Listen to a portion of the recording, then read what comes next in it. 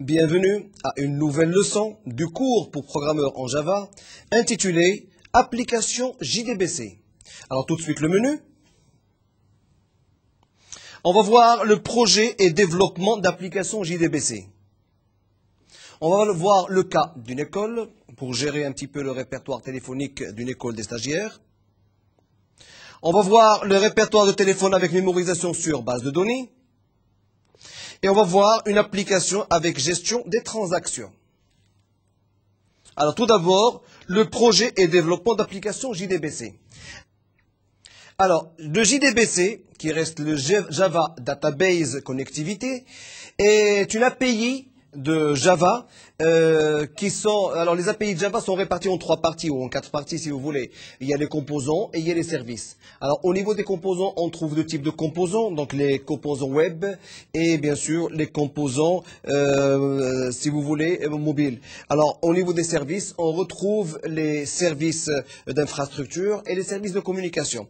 Alors en principe, le JDBC reste un service d'infrastructure. Pourquoi? Parce que c'est un service qui va nous permettre, bien sûr, de pouvoir nous connecter à une base de données qui est extérieure. Et ça, c'est le point très important qu'on va essayer d'étudier aujourd'hui. Alors, les étapes du projet. Tout d'abord, il faut faire une analyse des exigences, une définition de la base de données, l'identification des opérations et puis la définition de l'architecture. Alors, comme n'importe quel système de gestion de base de données, avant de pouvoir établir une base de données, il faut d'abord au préalable faire une analyse. Alors maintenant, il y a plusieurs méthodes d'analyse qui existent sur le marché. L'analyse classique, l'analyse Meurice, l'UML qui est totalement orienté à objet et ainsi de suite. Alors maintenant, après l'analyse, il faut définir la base de données. Il faut identifier les opérations qui vont se faire entre les composants de la base de données et puis définir l'architecture de cette base de données. Alors la définition de l'architecture, on trouve une couche d'accès aux données et une logique applicative, l'interface utilisateur et bien sûr la réalisation du code correspondant. Alors, on va étudier tout ça, mais on va l'appliquer dans le cas d'une école, par exemple. Alors, nous voulons, dans le cas d'une école, préparer un répertoire du téléphone qui fonctionne sur une base de données. Donc, une base de données très simple qui contient les noms des stagiaires avec leur numéro de téléphone. L'analyse des exigences. La base de données avec information du répertoire. Nous avons besoin d'une base de données qui contient un champ nom et un champ numéro.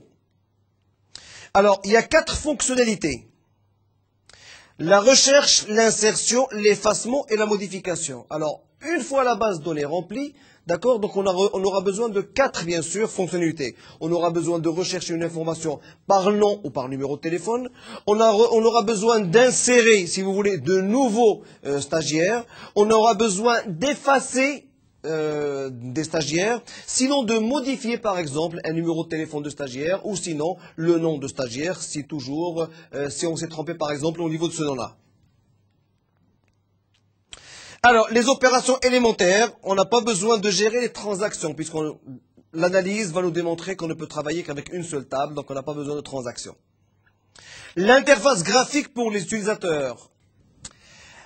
Alors toujours au niveau de l'analyse des exigences, on a les composants interchangeables qui restent les bases de données et les GUI pour les interfaces graphiques. Alors maintenant, avant de faire quoi que ce soit, avant de passer aux bases de données que vous voyez ici, et pour comprendre correctement comment on travaille avec une base de données, on va donner une petite explication. Alors, Sur le marché, on trouve des moteurs de base de données. Alors, on va prendre un moteur de base de données qui est très simple. Access de Microsoft. Alors, ce moteur de base de données, il nous donne la possibilité de créer non seulement les tables qui restent le noyau d'une base de données, mais il nous donne aussi la possibilité de créer des formulaires pour remplir ces tables, de créer des requêtes pour sortir des informations des tables, et de créer aussi des états pour mieux afficher les résultats des requêtes. Et bien sûr, nous donne en fin de compte la possibilité de créer des macros. Alors maintenant, pour les requêtes,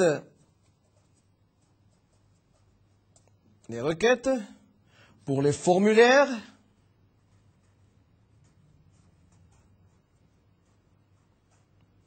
pour les états et pour les macros. Alors bien sûr, le seul inconvénient, c'est que tous ces éléments-là, en plus des données,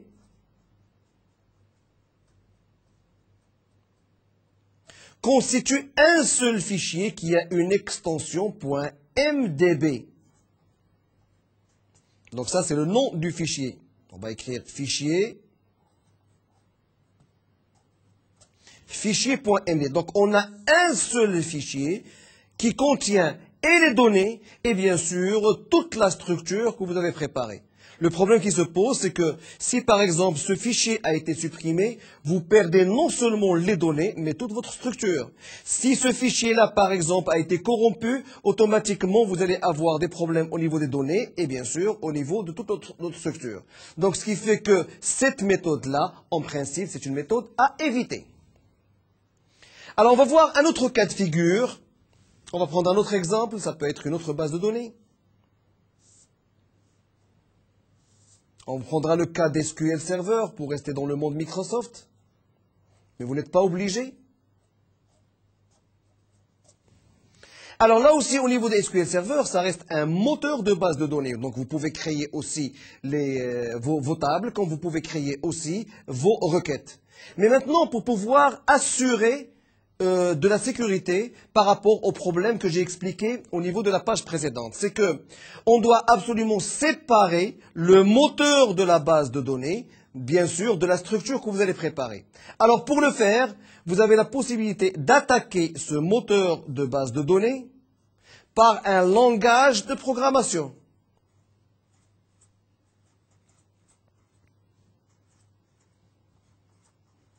Un langage de programmation. Alors, ce langage de programmation-là, sur le marché, il existe plusieurs langages de programmation, que ce soit au niveau de la plateforme Windows, ou de l'Unix, ou Unix, ou Solaris, il existe plusieurs langages de programmation. Alors maintenant, vous allez vous demander qu'est-ce qu'on peut faire avec ce langage de programmation. Alors, ce langage de programmation nous permettra d'établir les formulaires qui attaqueront cette base de données. Donc, autrement dit, au niveau du langage de programmation, on va préparer les formulaires.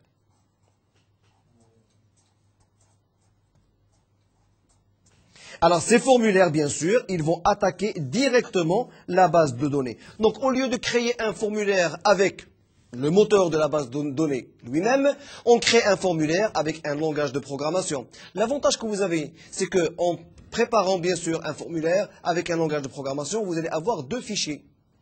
Quoique SQL Server reste un serveur et non pas un fichier, vous allez avoir deux fichiers. Le fichier qui contient les formulaires qui vont attaquer la base de données et la base de données.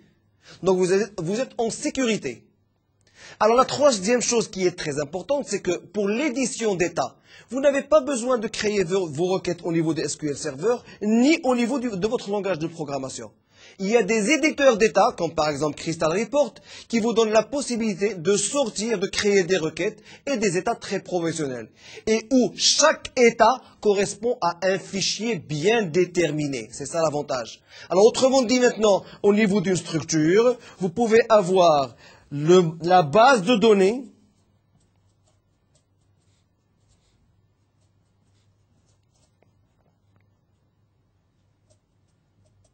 vous pouvez avoir les formulaires avec un langage de programmation.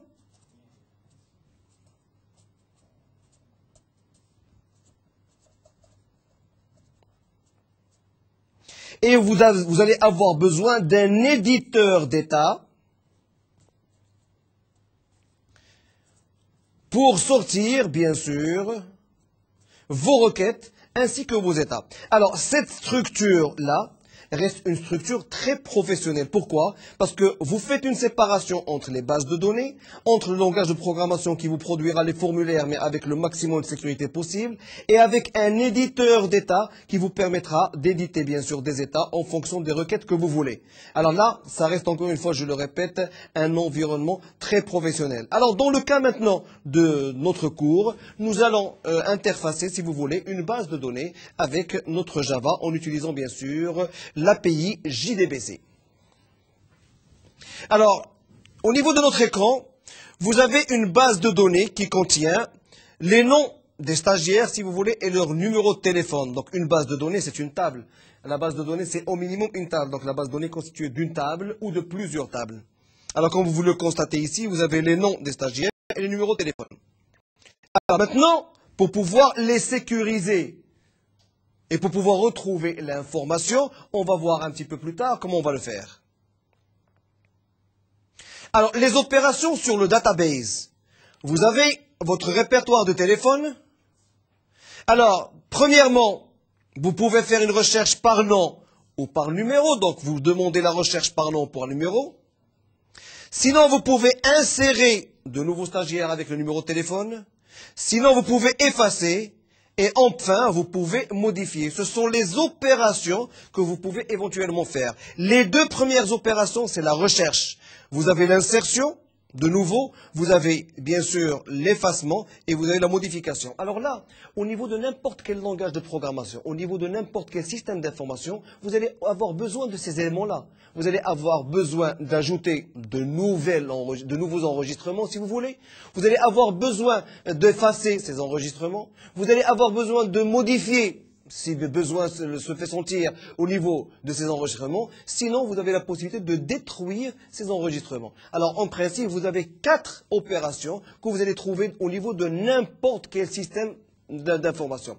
Alors maintenant, dans des systèmes d'information qui sont très professionnels, il y a ce qu'on appelle une administration, c'est-à-dire que on peut donner le privilège de la saisie à telle ou telle personne, le privilège de la suppression à telle ou telle personne, le privilège de la modification et ainsi de suite. Donc on peut arranger tout ça, centraliser l'administration et donner des autorisations pour pouvoir, bien sûr, traiter ces opérations-là.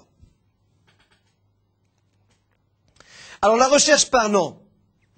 Nous avons une requête SQL ici. Donc, select étoile from repertoire where you pronoun like mark. Ça veut dire quoi? Je voudrais sélectionner tous les enregistrements de la table répertoire, bien sûr avec un critère qui s'appelle mark. Donc, automatiquement, nous voulons rechercher tous les enregistrements qui portent le nom mark.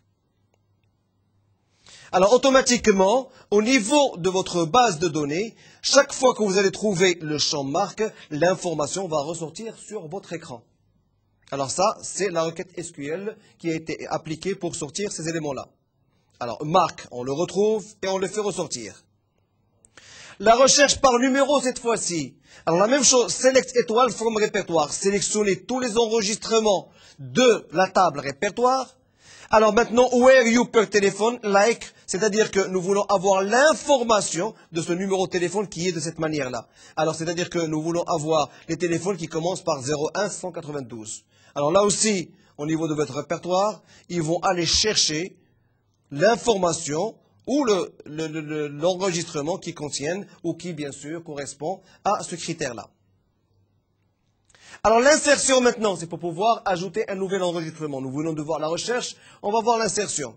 Alors insert into répertoire, ajouter au répertoire le nom et le téléphone. Suivant Giorgio et 01, le numéro de téléphone que vous voyez dessus. Donc vous demandez bien sûr au programme de vous insérer un nouvel enregistrement dont les informations sont là.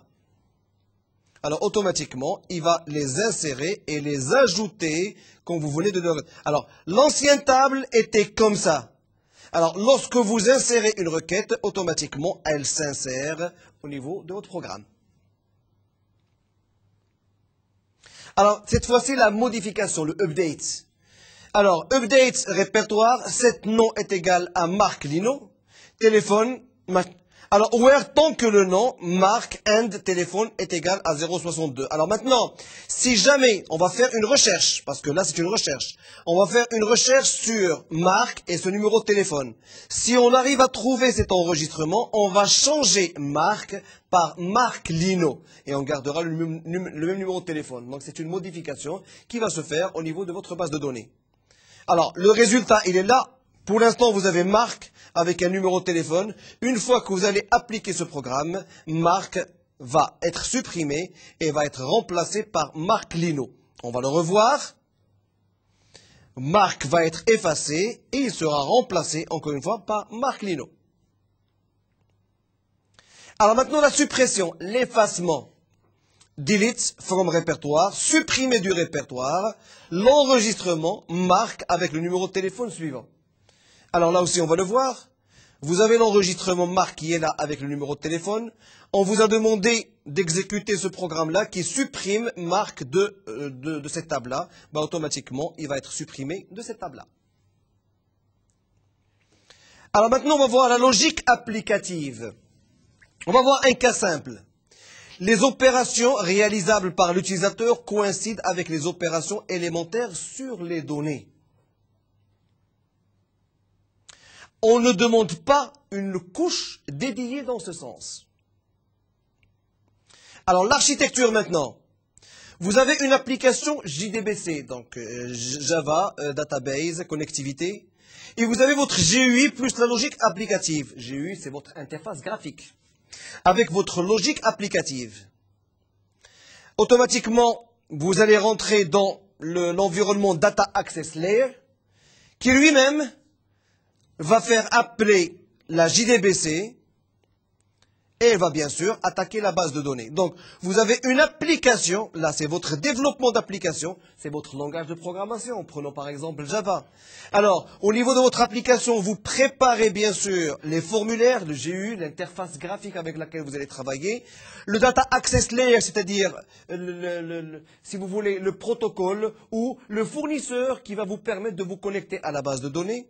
Nous utiliserons bien sûr l'outil JDBC et bien sûr le database. Alors maintenant, l'application JDBC, ça peut être une application qui n'est pas Java. Hein. Vous pouvez utiliser une autre application, mais utilisez bien sûr le service d'infrastructure JDBC. Alors maintenant, le projet des classes. Et on va reprendre toujours le même répertoire téléphonique. Alors, le projet des classes, comme je l'ai déjà expliqué au niveau des premières leçons, le langage Java reste un langage qui est orienté objet. Alors maintenant, lorsqu'on travaille avec un langage de programmation orienté objet, si ce langage de programmation doit attaquer une base de données, cette base de données et la conception de cette dernière doit être aussi orientée objet. Alors c'est pour ça qu'il y a un cours tout à fait au début, un cours de l'UML. Alors l'UML, si vous voulez, c'est une méthode d'analyse orientée objet. Alors le résultat final de l'UML, on doit sortir avec un graphe de classes. Les classes qu'on doit utiliser. Alors les classes qu'on doit utiliser, ce sont les objets qu'on peut éventuellement, bien sûr, insérer au niveau de d'autres langages de programmation. Alors vous avez votre répertoire de téléphone qui est là. Vous avez le Data Access Layer qui vous permet bien sûr d'accéder à votre répertoire téléphonique. Vous avez le GUI des répertoires, l'interface graphique. Et vous avez les éléments des répertoires. Donc voilà le projet de classe que vous avez. Alors entre le GUI et le répertoire, bien sûr une relation 1 à 1. Parce qu'au niveau de votre affichage ou de votre formulaire, vous ne pouvez pas voir plusieurs éléments. Si vous choisissez bien sûr l'affichage par colonne et non pas l'affichage tabulaire. Et vous avez votre interface graphique, logique et applicative. Alors les exemples de réalisation au niveau du chapitre 7, on va les voir. Donc vous avez un répertoire DB Java où vous allez retrouver un très bon exemple d'application. Alors le GU répertoire Java aussi, le Vox répertoire.java et le Vox absent.java. Et puis enfin le répertoire téléphone.java. Alors on va voir maintenant un cas d'étude. La gestion des réservations de salles de cinéma. Alors là, c'est un petit peu plus complexe parce que la première gestion, c'était une gestion d'une seule table avec peu d'informations, peu de champs, les noms des stagiaires ainsi que leur numéro de téléphone. Mais là, il faut savoir gérer, bien sûr, les salles de cinéma, les réservations de salles de cinéma. Alors, l'analyse des exigences tout à fait au début. Au niveau de la base de données, il nous faut la liste des salles. Les salles, les places totales et bien sûr ce qui est disponible et ce qui n'est pas disponible. Nous avons besoin d'un registre des activités de réservation parce que généralement, il y a peu de gens qui savent établir des cahiers de charges. Alors maintenant, les programmeurs, pour pouvoir établir un cahier de charges, il suffit qu'ils se fient des registres ou de la manière manuelle avec laquelle travaillent ces gens-là pour pouvoir, bien sûr, en sortir un cahier de charges. Alors, le registre des activités des réservations, on aura besoin pour ressortir, bien sûr, une analyse. Alors, une seule fonctionnalité. C'est la réservation, sujette à disponibilité de place et confirmation de l'usager. Alors, maintenant, on va voir la gestion des transactions, parce que là, il va y avoir des transactions, contrairement à l'autre exemple précédent. Le support de la concurrence, l'interface utilisateur minimale. Alors, on va voir ici. Vous avez un tableau, ou une table. Vous avez l'ensemble des salles. Vous avez les places totales au niveau des salles et vous avez les places libres qui se trouvent au niveau des salles. Alors, la réservation du cinéma, on doit bien sûr choisir le nom, la salle et la place qu'il va occuper. Alors, opération maintenant sur la database, la réservation maintenant. Il faut rechercher la disponibilité tout d'abord. Et puis une mise à jour du registre de réservation. Et puis la mise à jour de la disponibilité. Alors, les opérations élémentaires qui doivent se produire dans une transaction seront la recherche de disponibilité. Alors, pour ceci, on va écrire un code, select étoile from cinéma, donc choisir ou sélectionner tous les enregistrements de la table cinéma. Alors, choisissez la salle, donc le nom de la salle, et puis les places libres correspondantes. Ou bien, placez les demandes, les places demandées. Alors, on va voir maintenant. Nous avons les salles. On va choisir la salle, par exemple, luxe, et automatiquement, on va voir le nombre de places libres que vous avez. Alors, la mise à jour de la liste de réservation. Donc, nous avons un code aussi. Alors, la mise à jour, c'est une saisie qu'on doit faire. Donc, c'est un nouvel enregistrement qu'on doit rentrer. Insert into réservation cinéma, value, personne, salle, place demandée. Et on va voir le tableau correspondant maintenant. Vous avez le nom de la personne, le nom de la salle que vous devez introduire et les places que vous demandez. Et à partir de là, un calcul sera fait pour pouvoir, bien sûr, maintenir le registre qui vous donnera toutes les informations concernant la disponibilité des places au sein d'une salle. Alors voilà, par exemple, vous ajoutez un nouvel enregistrement. Tout à fait au début, il n'y avait pas d'enregistrement. Maintenant, vous l'ajoutez et automatiquement, il s'ajoute pour le nom LIA, la salle luxe, les places, il a réservé 2 places. Alors, la mise à jour de la disponibilité cette fois-ci, parce que tout à fait au début, le premier exercice, on a fait la mise à jour au niveau de la même table. Alors maintenant, il s'agit d'avoir 2 tables. Vous avez une table de réservation et vous avez la table qui contient toutes les informations, c'est-à-dire le nom de la salle, le nombre de places disponibles, le nombre de places de la salle et le nombre de places disponibles. Alors lorsque vous faites une réservation, automatiquement, ça doit se répercuter sur l'autre table qui contient les informations que je viens de citer. Alors là, il nous faut une mise à jour de la disponibilité. Alors on voit maintenant le code SQL qu'on a vu ici.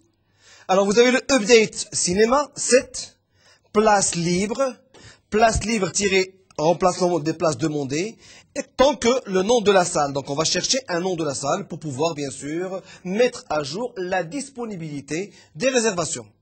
Alors automatiquement au niveau de cette table-là, vous allez avoir une mise à jour. Pourquoi? Parce que les éléments qui ont été affectés à la table cinéma et au niveau de la table réservation seront affectés et déduits de la table cinéma. Alors regardez, vous n'avez plus de 10 par exemple.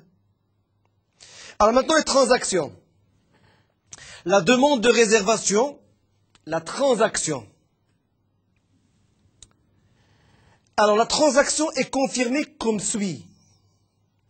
Toutes les opérations élémentaires ont eu succès. Et puis l'utilisateur confirme cette fois-ci la réservation. Alors, on peut avoir des anomalies possibles. Doctorate, par exemple. On peut avoir des répétitions. Repeated rate. Des writes, si vous voulez, c'est-à-dire des surutilisations. On peut avoir aussi les niveaux d'isolement. Les transactions qui se répètent, transactions repeated rate. Gestion des conflits en écriture. Alors on va voir maintenant la logique applicative. Nous avons le début. Nous cherchons la disponibilité. Si la disponibilité existe, ben à ce moment-là, on va bien sûr la saisir au niveau du registre et on va saisir la disponibilité. Si ça se confirme, donc on va enregistrer et c'est la fin. Maintenant, si on ne confirme pas, donc il y aura un rollback et à la fin, et ça ne va pas être transmise. Alors maintenant, tout à fait au début, si vous demandez une disponibilité et que vous ne la retrouvez pas, vous êtes directement envoyé vers la fin. C'est ce qu'on appelle maintenant un organigramme. Alors l'architecture, encore une fois, vous avez votre application JDBC avec son interface graphique plus la logique applicative. Bien sûr, il vous faut les éléments pour pouvoir vous connecter à une base de données. Puis on utilise le Java Database Connectivité. Et puis directement vers la base de données database. Alors les projets de classe. Là aussi, vous avez le projet de classe du cinéma. Donc vous avez bien sûr la classe qui réserve le cinéma. Et vous avez les opérations de cinéma. Et puis, vous avez le Data Access Layer qui va vous permettre d'accéder à ces éléments-là. Ah bon, pour pouvoir gérer ces éléments-là, vous avez besoin d'une interface utilisateur logique et applicative. Donc le GUI, bien sûr, avec une logique applicative. Alors, un exemple de réalisation, vous pouvez le retrouver au niveau des fichiers du chapitre 7, cinéma.db.java, les opérations cinéma.java, la réservation ou réserve cinéma.java. Alors maintenant, notre leçon prend fin. Si vous avez besoin d'informations complémentaires, vous pouvez toujours vous connecter au site de Netuno en cliquant sur le lien MedNetU.